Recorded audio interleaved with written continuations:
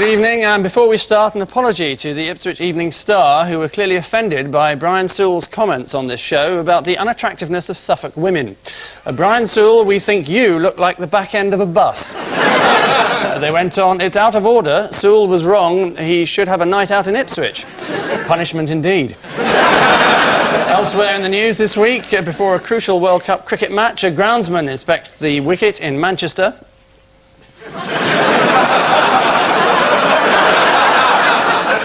Kevin Keegan denies that injury problems have limited his options as he reveals his new striking partnership. And after taking a wrong turning near Ipswich, Brian Sewell begins to regret having personalised number plates.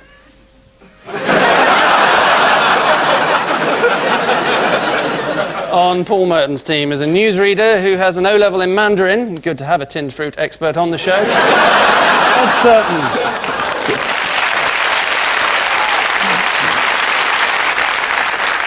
And with Ian Hislop tonight is a comedy actress whose previous jobs include working for a chiropodist who was a corn specialist, coincidentally the same man who supplied the opening jokes for this show, Pauline McLynn.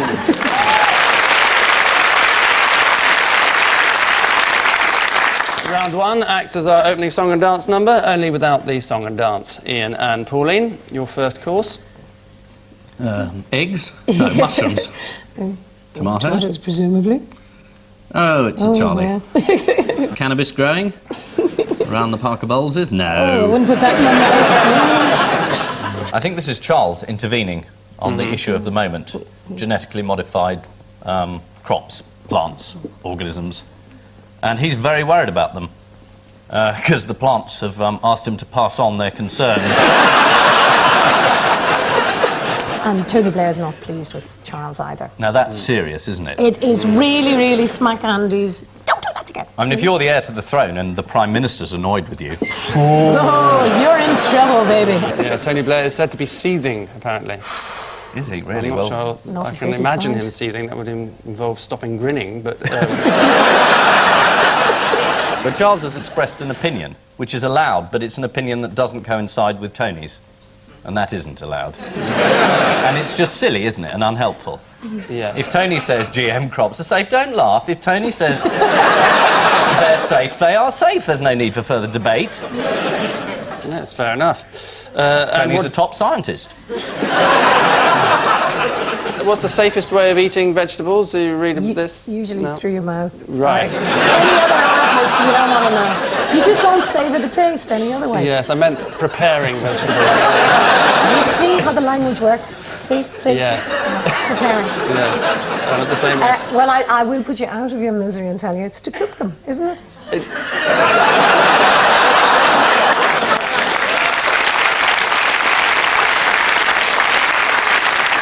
They say the safest way of preparing them is to massively overcook them, so they're soggy and dripping with water. And disgusting. Yeah. So school children are safe then? There's another foodstuff that's been banned this week. Did you read that? Belgian chicken. Or eggs. And chocolate,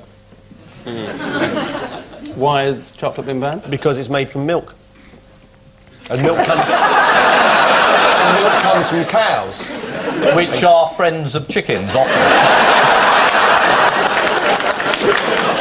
Yes, it is Prince Charles' attack on GM foods, complaining this week that the scientific process involved mixing genes from vegetables with species that cannot breed naturally, although that's kept the royal family going for 800 years. And Britain now has a total of 148 farms containing genetically modified crops, and if you're wondering where they are, just look for the sign saying chase your own strawberries. Paul and Ed, catch this one? Now, this is cricket, isn't it? This is England have lost to India. There's Indians celebrating their win. It's a foreign policy question. Is it? Yeah, that's Kashmir, isn't it? Oh, yes, yeah. Well, I don't know what sort of sweater it was. I mean, I just can't tell.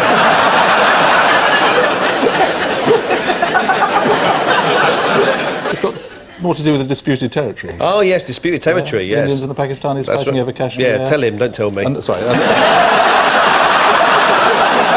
I couldn't give a monkey's one way or the other. He pretends to be interested, so tell him. No, don't tell him. All right, I'll keep quiet about it. Yeah, we don't know. Yes, we do. Oh, right, we do know, but we're not going to tell you.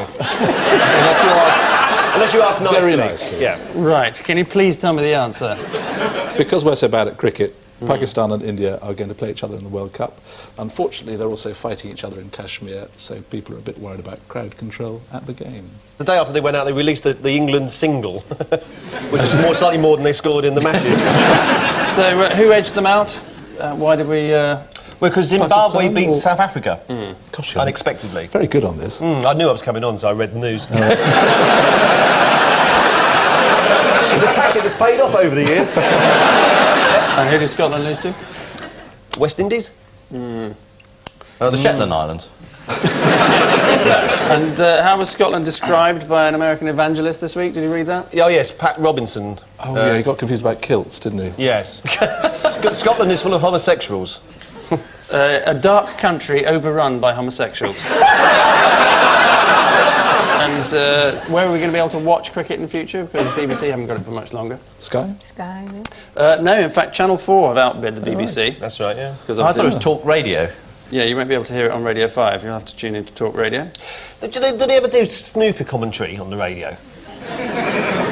It's It'd be slow, really wouldn't interesting. it? Well, no, it'd be really difficult because you say, OK, and here comes Steve Davis to break off. Oh, and there's a red over by the cushion, there's a red over by the cushion, there's a red over by the cushion. It's fantastic. World Cup officials are now concerned about a potentially violent clash when India play Pakistan. Sky blue and lime green. Oof. Ian and Pauline? European flag. That's someone voting in the European elections. It's my mother. That's a man mowing his lawn. Is that one of those crazy European rules? They've said lawnmowers are too noisy. So the Europeans don't understand Britons. Because in their countries, you know, of a nice summer afternoon, people have a siesta. Perhaps get friendly, perhaps not. In this country, you get your lawnmower out. You've got to be quiet in your own garden. I'm sure it's Swiss and German people want the noise down. Why Swiss and German people? Because they're the most boring. So when are the Euro elections? They're on the 10th of this month, and everybody in this country will be there voting. Yeah. Yes. The turnout is estimated in the UK at 25%. Well, that's just pessimistic. I think people are very interested in Europe. Don't switch over, please. The elections won't be affecting Neil Kinnock, who's expected to remain as European Commissioner for Transport. Mr Kinnock receives a 5% bonus for being married with children, although he does get 10% knocked off for being ginger and Welsh.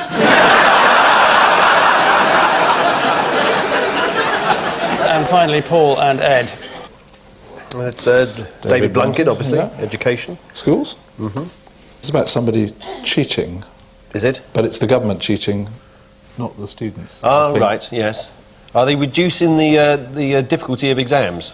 All 11-year-olds must be able to read reasonably well by the year 2002, says the government.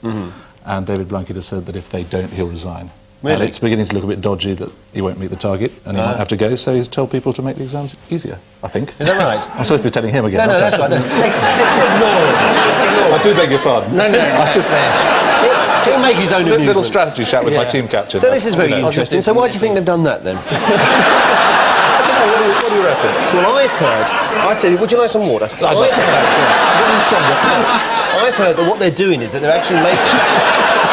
I've heard that they're actually making the... If you can't read very well, they actually make the exams much easier and they give you more time. Yeah, something like that. Yeah. Yeah, and the examiners are told to reduce the level of... It's extraordinary. I mean, who would have thought in our day and age that something like that would happen? It's amazing. Didn't happen when we were young. Absolutely, never would have done. We don't know the answer. Right. It's much more fun talking to you than it is to him. Well, thank you. Can you come back next week? Yeah, sure. I'm going to show next week. That's absolutely fine. why I asked. That's what they've told you.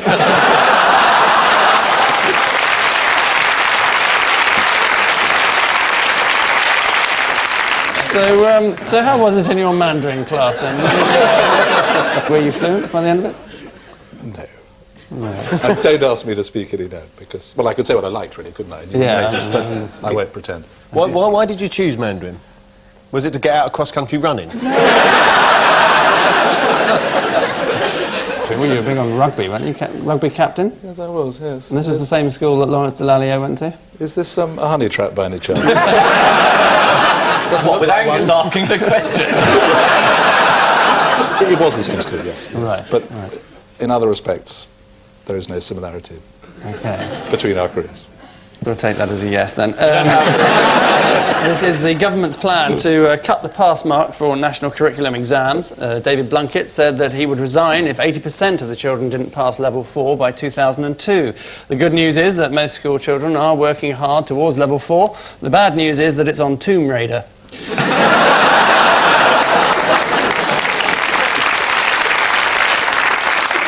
And at the end of that round, the teams are rather like England's top-scoring batsmen in that they've got 4 each.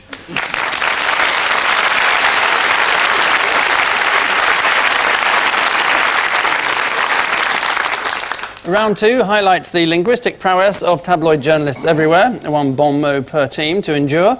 Ian and Pauline. Dial M for mayhem. I think, is this something to do with the phones? I can't keep up with the phones, so I think it's something they're changing the prefixes, are they? Mm-hmm. Again, in London, just when I'd had all my stationery printed. Is that true? Oh, I've got pictures and everything. Oh, really? I've seen them in the phone boxes, don't you?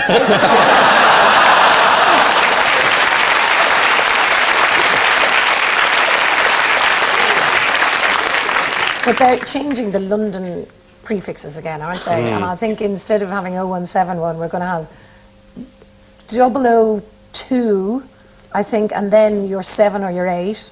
And then the number you first thought of? Yes. Divide by 2, multiply it by 3. Bingo, you got your new number. Is there such demand for lines? It's because the whole of London and Portsmouth Ireland. Full of people on mobile phones. There are millions of people who've got nothing to say to each other, who need to do it on a mobile phone. Whilst walking down the street or being on the train. Hello, I'm on the train. Yes, we know. We can see you. It's good not to talk. It is.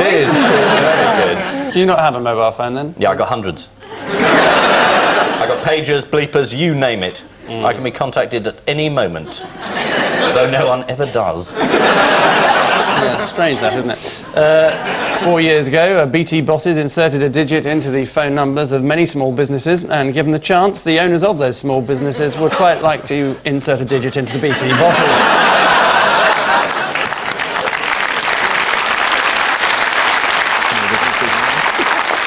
Paul and Ed, your deceptive spinner. Sex is back in Sussex. I did this on the Today programme yesterday. Did you really? What, Sussex? I thought you were sneezing. It's about an art collector who lived in Lewes in Sussex around the turn of the century. And he commissioned Rodin to do that sculpture of the couple canoodling, the kiss, and he brought it to Lewes, and they didn't like it. They said it was immoral, expelled it. Last week it came back. Yes, that's right. He did make one condition, actually, to Rodin. The condition was that the genitals of the male were distinct and complete. Don't we all make that condition about male genitalia, that they be, what was it, massive and complete? Or, I think it was distinct and complete. Your conditions may be different. Distinctly massive and complete. Didn't you have an embarrassing kissing experience, Pauline?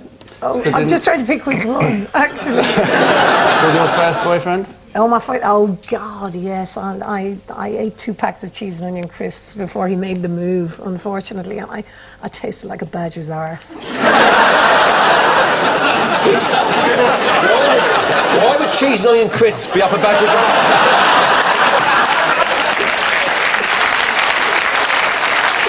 That's cruel, that's cruel.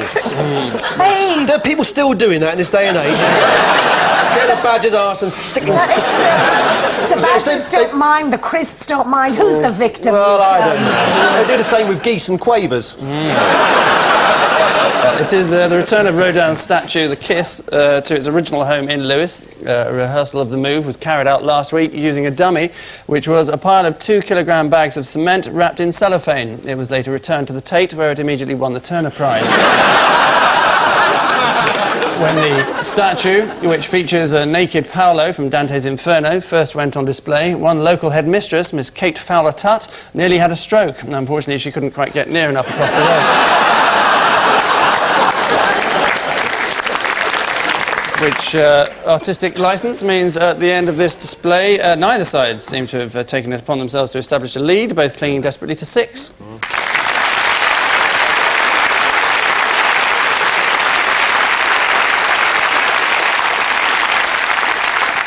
Round 3's next up, and odd one out's the Johnny. Paul, your popular figures are Marilyn Monroe, Karl Marx, James Major, and Prince Edward.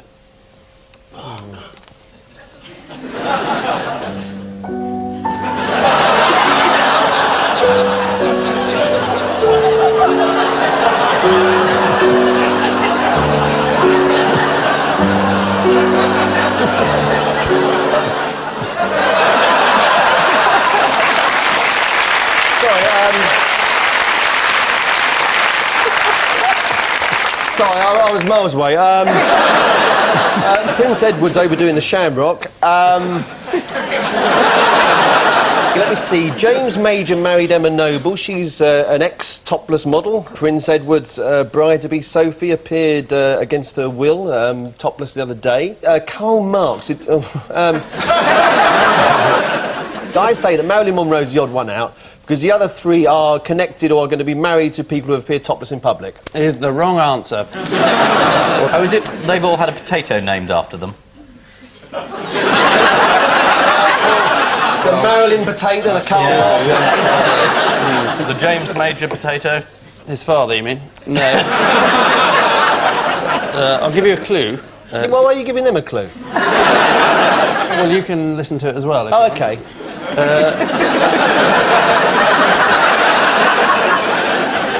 Well, it's to do with weddings. They all had white weddings. No, it's more to do with the time they've chosen to have their wedding. Ah, Saturday. They're all getting married on a Saturday. Marilyn Monroe got married on a Saturday. Karl Marx says, no, you'll never get married on a Saturday. So he got married on a Sunday, so he's the odd one out. Is the wrong answer. They all chose June the 19th as their wedding day, except for James Major, who was, of course, married last Saturday. A bit obscure, really. I mean... James Major and Emma Noble were married in the House of Commons crypt, although proceedings were interrupted halfway through when Michael Howard sat up in his coffin to complain about it. What, in daylight? You haven't thought the joke through, have you? Doesn't work anymore. Like you. This is true. Recent research into Karl Marx's life has revealed he was a regular at London pubs such as the Mortimer Arms, the Northumberland Arms, the Rising Sun, the Blue Post and the Jack Horner, a fact which explains why an early draft of the Communist Manifesto had a chapter entitled "You're My Best Mate, You Are."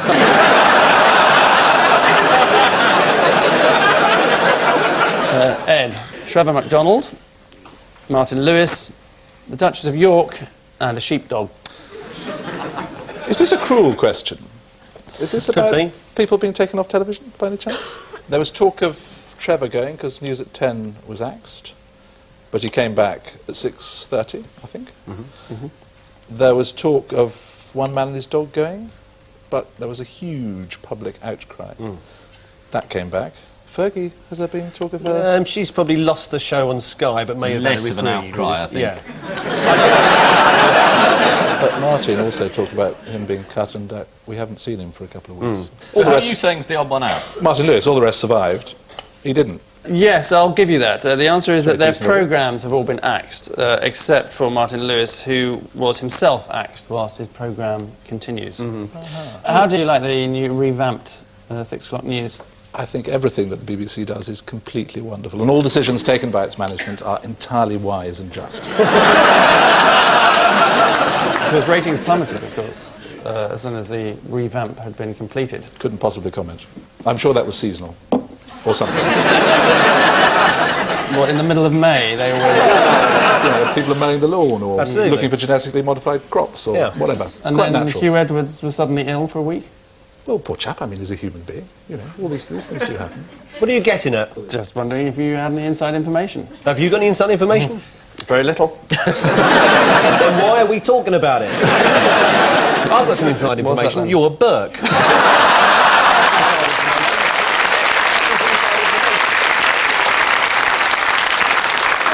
So who's protested at one man and his dog being taken off? I think the culture secretary did, didn't he? Chris Smith. Yeah. Yeah. Why didn't he do it with Guide Dogs for the Blind? You've got to get this bloke through Piccadilly Circus into the men's department in British Home Stores. He's got to buy a grey sweater and a pair of sneakers against the clock. It'd be a great idea. I'm sure Sky will be doing it by tomorrow morning. The Duchess of York's chat show on Sky began with spirituality, followed by anorexia, and then cosmetic surgery. After that, and 2 hours in makeup, she was ready to go. Ian, the Cray twins, Peter Mandelson, the Duchess of Windsor, and Jimmy Savile. I think this is a question about men who love their mothers. Because Jimmy Savile always calls his mother Duchess. Yeah. Or used to.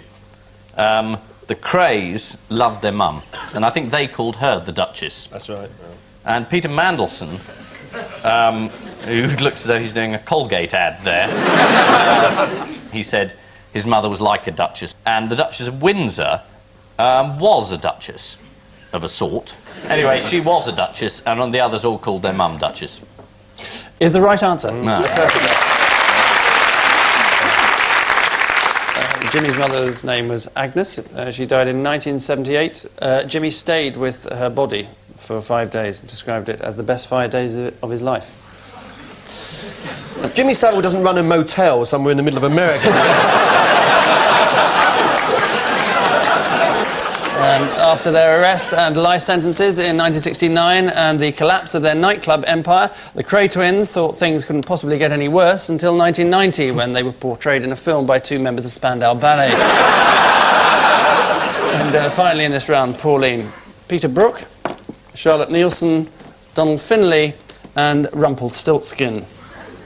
I think this must be a singing one, because Charlotte Nielsen is going to be made an honorary Irish woman for winning the Eurovision recently, and we didn't. I think you tried to lose this year, didn't you? No. Because you didn't want to host it again. You put in a really bad song on purpose. That hasn't always worked before.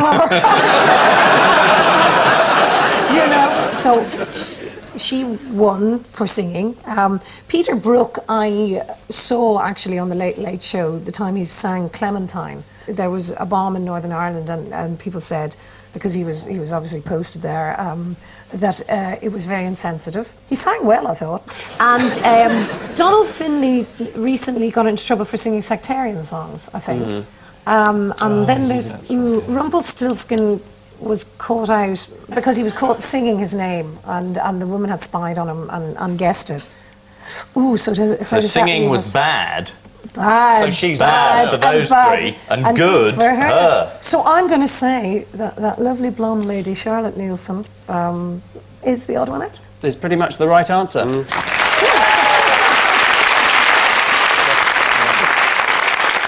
Yes, it's more precisely, the answer is that they've all sung a song that they later regretted, except Charlotte Nielsen, who won't regret winning Eurovision for at least a couple of weeks. Yes, Donald Finlay was forced to resign as vice-chairman of Rangers Football Club after singing anti-Catholic songs at a party. You have to be very careful or you end up on the front page of the Daily Record, he was quoted as saying on the front page of the Daily Record. Which... bum notes bring a screeching to the end of this opus, with Paul and Ed in something of a cleft stick, trailing as they are 10-8.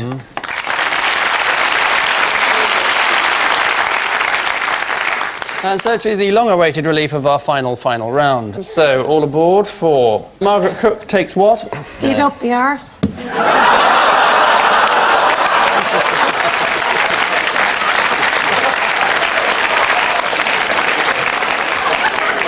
Promise me that will be cut out of the We promise.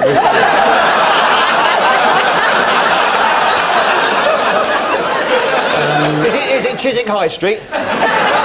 Takes it up Chiswick High Street. She doesn't take it up anywhere. Where do you know?